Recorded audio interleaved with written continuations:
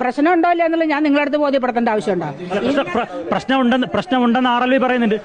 നിങ്ങൾക്ക് ഇന്നത്തെ പ്രശ്നമല്ലേ അറിയണ്ടോ? അറിയണോ?